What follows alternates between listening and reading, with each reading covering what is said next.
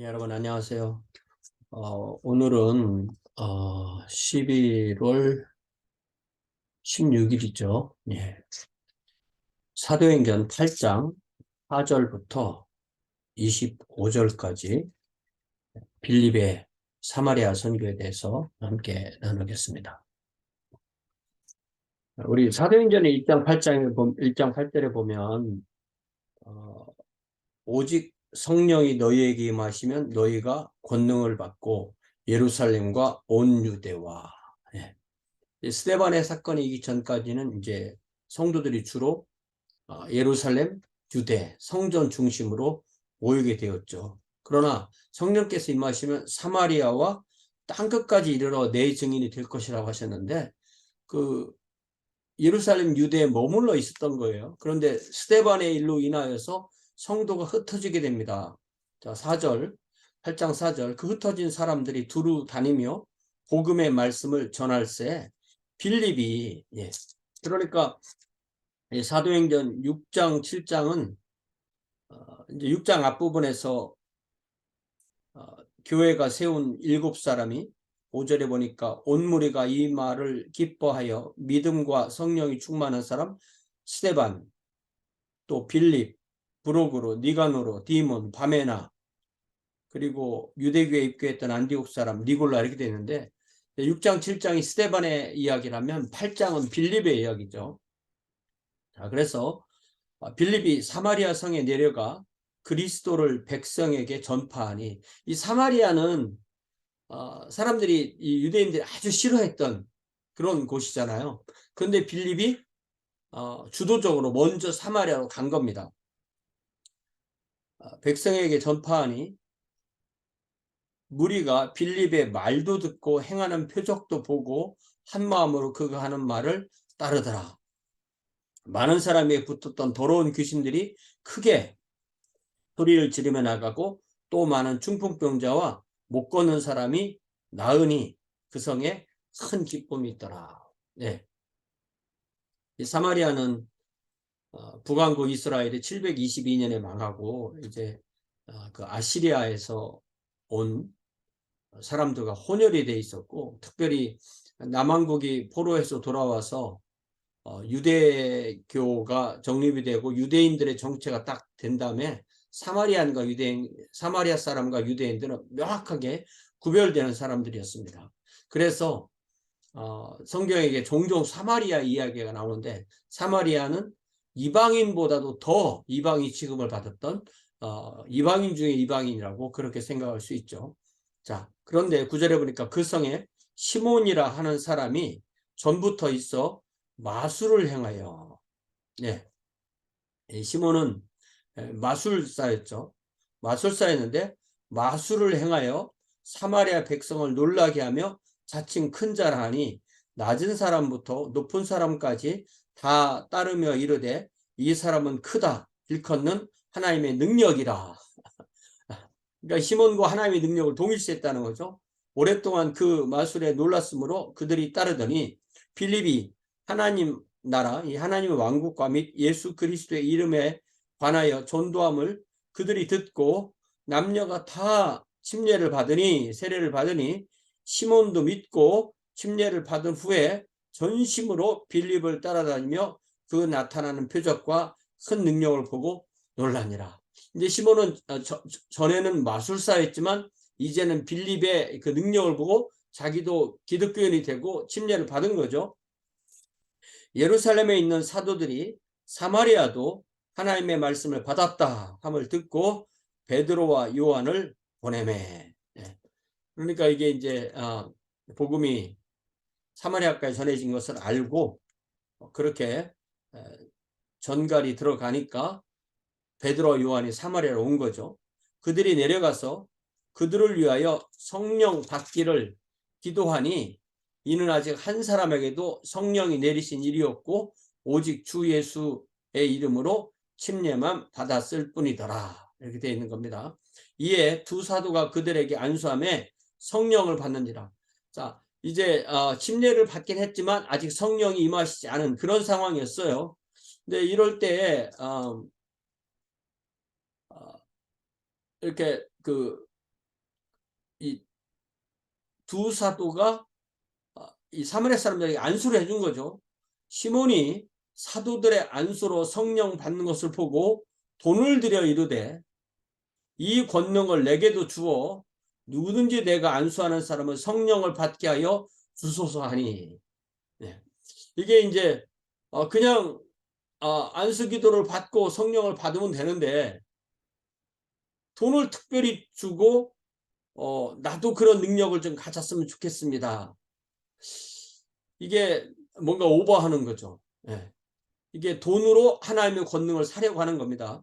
그래서 20절에 베드로가 이르되 네가 하나님의 선물을 돈 주고 살 줄로 생각하였으니 네 은과 네가 함께 망할지어다.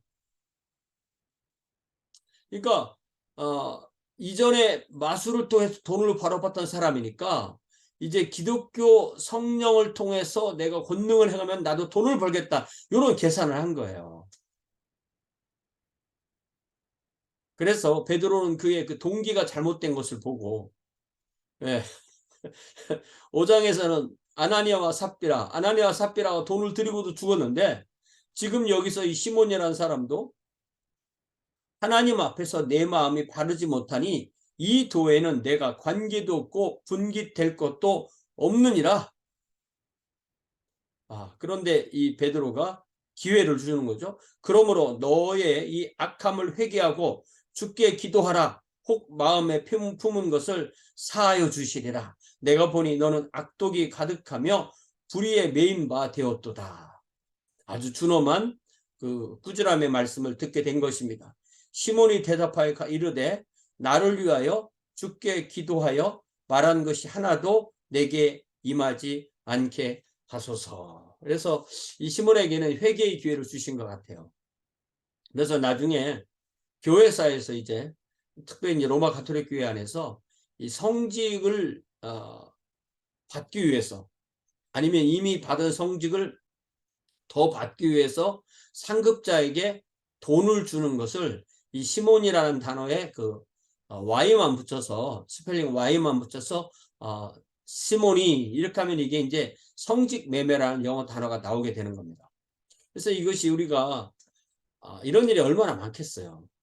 네. 그리고 어떤 그 성령의 권능이 자기 권능인 것처럼 그렇게 착각하는 사람들이 얼마나 많겠습니까? 이런 생각을 하면 우리가 이 순수함, 어떤 사역의 우리의 믿음과 사역의 어떤 그 원칙 이런 것을 잘 우리가 지키고 있는 것이 얼마나 소중한가를 알 수가 있습니다.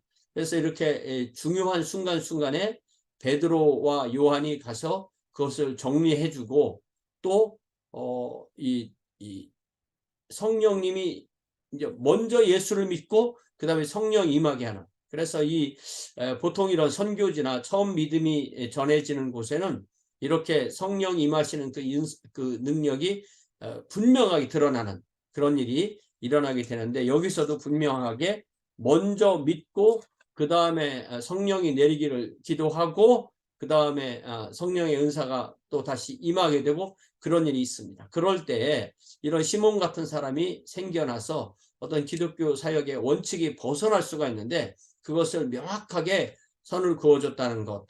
이게 참 목사인 저를 포함해서 모든 그리스도인 모든 그 하나님의 그 미니스트리를 하는 사람들이 그 원칙을 뚜렷하게 지켜야 되는 그런 핵심이라고 할 수가 있습니다. 왜 우리 주님께서는 산상수훈을 마치시면서 7장에서 그렇게 준엄한 말씀을 해 주셨는가 돌아볼 때 이게 이런 것과도 관련이 되는 것 같아요. 자, 마태복음 7장에 보니까 21절에 20절에 이러므로 그들의 열매로 그들을 알리라. 그들이 무슨 말을 하는지 잘 보면 알겠다는 거죠. 나더러 주여 주여 하는 자마다 다 천국에 들어갈 것이 아니요 다만 하늘에 계신 내 아버지의 뜻대로 행하는 자라 들어가리라. 그날에 많은 사람이 나더러 이르되 주여 주여 우리가 주의 이름으로 선지자 노릇하며 주의 이름으로 귀신을 쫓아내며 주의 이름으로 많은 권능을 행하지 아니하였나이까 하리니 그때 내가 그들에게 밝히 말하되 내가 너희를 도무지 알지 못하니 불법을 행하는 자들아 내게서 떠나가라. 이런 이 시몬 같은 사람이 회개하지 않고 그 길로 갔다면 이렇게 되는 거죠. 그래서 우리가 잘 알다시피 1517년에 일어난 마르틴 루터의 종교개혁이 바로 이 면죄부를 사고파는, 면죄부를 통해서 하나님의 어떤 미래의 죄에 대한 용서까지도 받고 어떤 그 죄에 대해서 그 면죄부를 발행해 주는, 그냥 마음대로 살아도 돼, 이렇게 되는 그런 것이 이 기독교가 가장 망가진 하나의 모습인 것처럼 우리가 이 경건을 돈으로 살 수가 없다는 거죠. 여기 정확하게 베드로가 네가 하나님의 선물을 돈 주고 살 줄로 생각하였으니 네 은과 내가 함께 망할지어다. 하나님 앞에서 내 마음이 바르지 못하다. 이 교회는 내가 관계도 없고 분깃될 것도 없다. 그래서 우리가 조금이라도 우리에게 주어준 하나님의 은혜에 대해서 우리가 순수하지 못하게 행동하는 것이 있다면, 그런 마음이 있다면 그런 마음을 또한 이 시간에 주님 앞에 내려놓고 회개하고 바른 마음으로 주님을 섬기는 저와 여러분이 되기를 주님의 이름으로 부탁을 드립니다. 사랑의 아버지 하나님, 이 시간에 우리에게 빌립의 사마리아 선교를 통하여서 특별히 이 시몬의 마음 상태를 우리에게 보여주시니 참으로 감사합니다. 하나님께서 은혜로 선물로 주시는 것을 돈 주고 사려 했던 이 시몬의 마음의 태도가 우리 안에 혹 있게 되는지 우리를 돌아보게 하여 주시옵소서. 주님, 우리가 오직 이 모든 것이 오직 은혜로만, 오직 믿음으로만 우리에게 주어진다는 사실을 믿고 주님의 은혜에 항상 감사하며 주님의 사역에, 주님의 왕국에, 주님의 사명에 동참하는 귀한 주의 자녀들로 인도하여 주시옵소서. 주님, 우리가 이 한 해를 이제 벌써 추수감사 주일이 다가오는데 주님, 이 한 해 동안에 주님의 주신 은혜를, 주님의 주신 그 선물을, 주님의 주신 그 사랑을 늘 기억하면서 주님께 감사를 마음껏 할 수 있는 귀한 추수감사 주일로 인도하여 주시옵소서. 예수님의 이름으로 기도하옵나이다. 아멘. 네, 고맙습니다. 이번 돌아오는 주일 11월 22일은 추수감사 주일입니다. 우리가 다 함께 모여서 하나님을 예배할 수 있는, 그리고 마음껏 감사할 수 있는 그런 2022년 추수감사 주일이 되기를 부탁을 드립니다. 고맙습니다.